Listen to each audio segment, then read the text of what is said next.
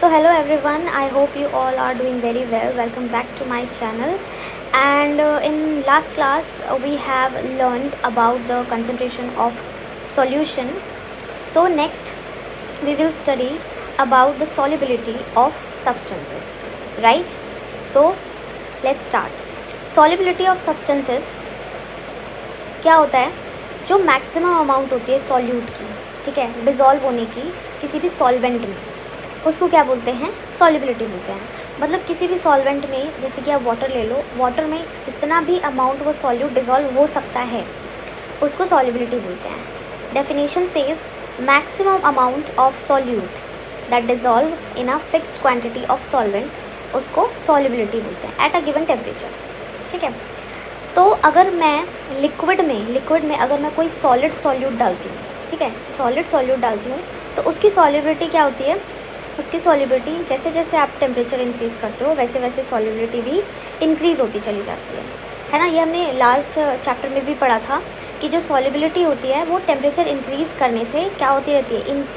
Temperature increase करने से solubility भी इंक्रीज़ होती रहती है ना. क्यों होती है? क्योंकि जैसे ही हम टेम्परेचर इंक्रीज़ करते हैं तो क्या होता है, वो मॉलिक्यूल्स में काइनेटिक एनर्जी भी इंक्रीज़ कर जाती है ना, जिसकी वजह से जो पार्टिकल्स हैं वो इजीली सॉल्युबल हो जाएंगे.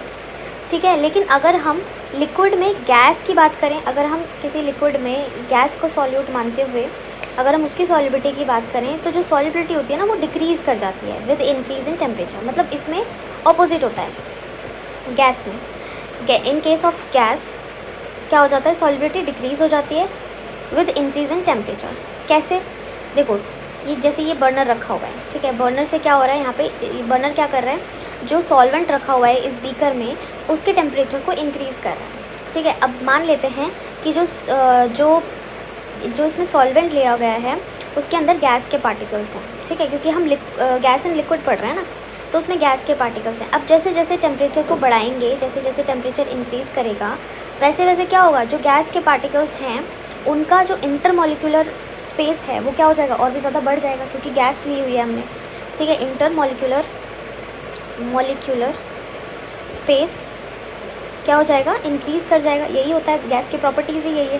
तो जैसे जैसे टेम्परेचर इंक्रीज़ करेंगे वैसे वैसे जो इंटरमॉलिक्यूलर बॉन्ड्स हैं वो ब्रेक होते रहेंगे और स्पेस जो है वो इंक्रीज़ होता चला जाएगा. और इंक्रीज़ होने से जैसे ही गैस वेपर स्टेट में आएगी, जैसे ही वेपर बन जाएगा, वेपर फेज़ में आएगी, वैसे ही जो गैस के पार्टिकल्स हैं वो स्केप आउट कर जाएंगे. ठीक है, मतलब बाहर हो जाएंगे. ठीक है, सिस्टम से बाहर निकल जाएंगे. तो इसीलिए सॉल्युबिलिटी क्या हो रही है, यहाँ पे डिक्रीज़ हो जा रही है. ठीक है, विद इंक्रीज इन टेम्परेचर. ठीक है. So let's move on to the next slide. On the basis of solubility, solution जो है वो दो टाइप के होते हैं. First one is saturated solution, second one is unsaturated solution. Saturated solution क्या होता है? A solution in which more solute can not be dissolve.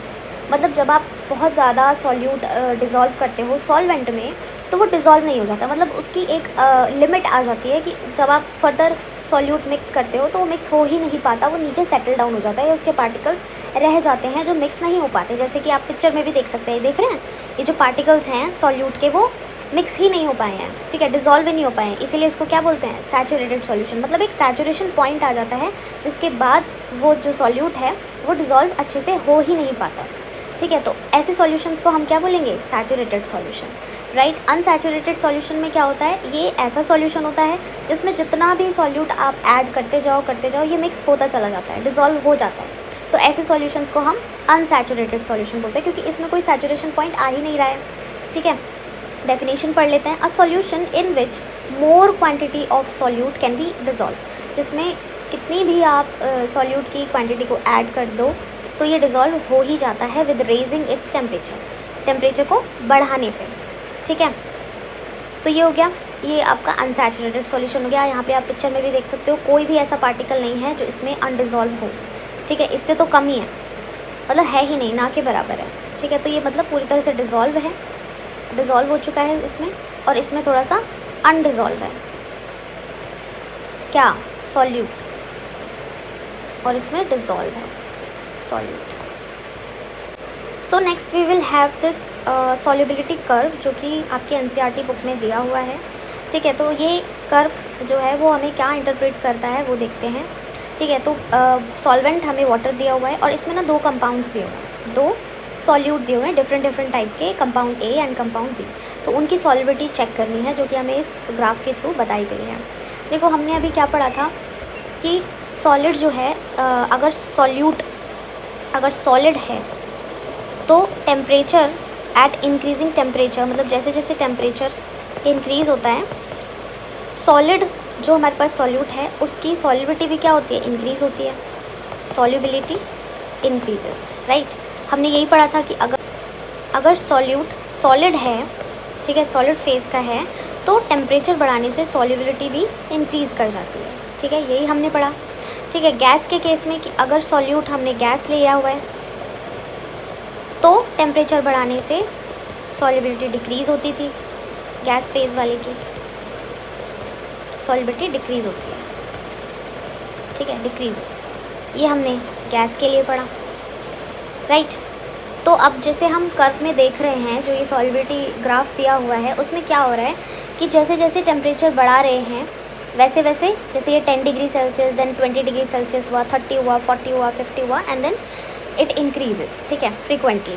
तो जैसे जैसे टेम्परेचर बढ़ रहा है वैसे वैसे सॉल्युबिलिटी भी क्या हो रही है, इंक्रीज़ हो रही है। देखो ये पहले इतने पॉइंट पे थी, फिर धीरे धीरे यहाँ आई, फिर धीरे धीरे और इंक्रीज़ होती गई, फिर धीरे धीरे और इंक्रीज़ होती गई, तो धीरे धीरे सॉल्युबिलिटी भी क्या हो रही है, बढ़ रही है।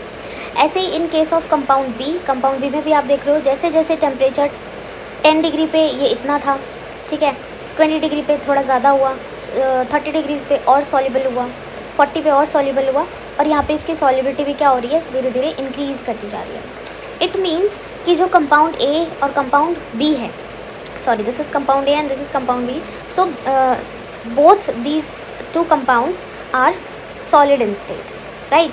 मतलब ये जो दोनों है ना वो सॉल्यूट, जो हमारे पास दोनों सॉल्यूट हैं वो सॉलिड स्टेट में है, सॉलिड इन लिक्विड की बात हो रही है यहाँ पे, तभी तो वो टेम्परेचर बढ़ाने से सॉल्युबिलिटी भी क्या हो रही है, इंक्रीज़ हो रही है, ठीक है। तो हमने ये देखा कि जो हमारे पास कंपाउंड्स दिए गए हैं, जो सॉल्यूट दिया गया है वो दोनों ही क्या है, सॉलिड फेज़ का है, ठीक है, सॉलिड सॉल्यूट है, ये हमें पता चल गया है, which means as we increase the temperature solubility also increases, ठीक है।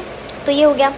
अब इसी के बेसिस पे ना NCERT में कुछ क्वेश्चंस भी दिए हुए हैं, सो वो भी हम कर लेते हैं, ठीक है, क्योंकि उससे ना आपको ज़्यादा समझ आएगा। अच्छा एक चीज़ और, आप क्या देख रहे हो कि कंपाउंड ए में जो इंक्रीमेंट है ना टेम्परेचर के साथ साथ सॉल्युबिलिटी का, वो बहुत कम है ना, बहुत ही कम, बहुत माइन्यूट सा है, बहुत धीरे धीरे इंक्रीज़ कर रहा है, सॉल्युबिलिटी बहुत ही कम ही इंक्रीज़ कर रही है, 50 से अंडर 100 ही रही है, ठीक है। लेकिन कंपाउंड बी की बात करें तो सॉल्युबिलिटी काफ़ी तेज़ी से इंक्रीज़ हो रही है, ठीक है, जैसे जैसे टेम्परेचर बढ़ रहा है वैसे वैसे सॉल्युबिलिटी काफ़ी तेज़ी से इंक्रीज़ हो रही है, जैसे कि आप देख ही सकते हो, देखो 350 से भी अबव पहुंच गई, तो ये बहुत ज़्यादा इंक्रीज़ हो रही है, राइट। और कंपाउंड ए में बहुत कम ही इंक्रीमेंट देखने को मिल रहा है।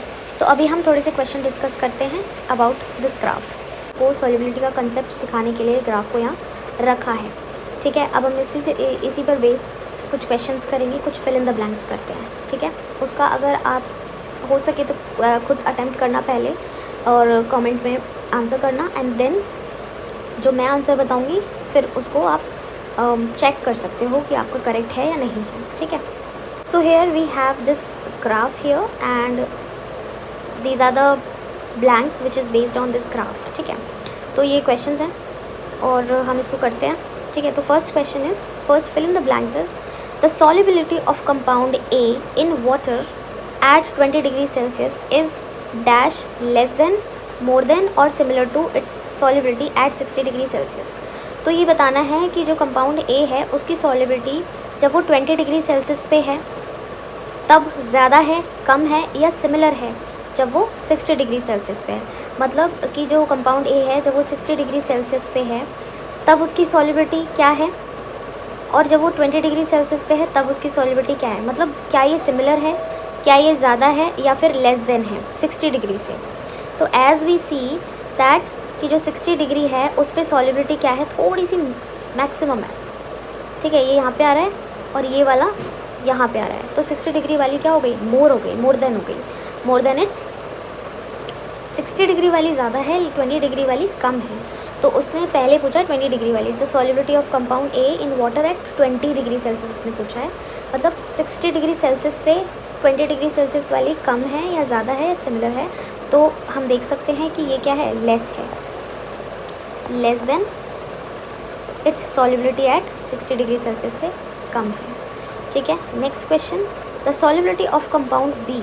अब कंपाउंड बी के बारे में पूछ रहा है, which means this, at 20 degree Celsius is less than, more than, similar to its solubility at 60 degree. तो ये अब 60 डिग्री वही सेम कि कंपाउंड बी की पूछ रहा है 60 डिग्री से कम है कि ज़्यादा है। तो एज वी सी कि 60 डिग्री से, पेन थोड़ा चेंज कर लेते हैं, अगर हम 60 डिग्री पे देखें तो सॉल्युबिलिटी यहाँ पर है।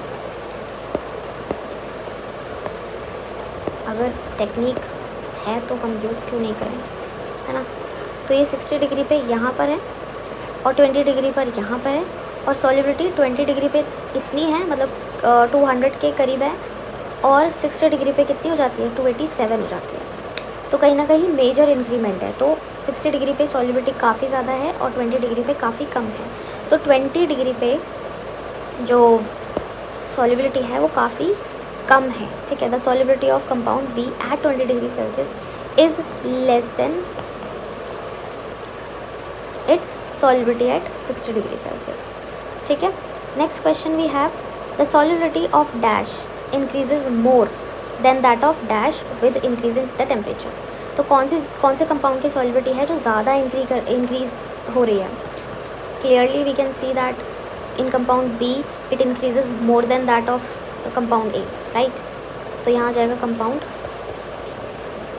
बी एंड यहाँ पे आ जाएगा कंपाउंड ए।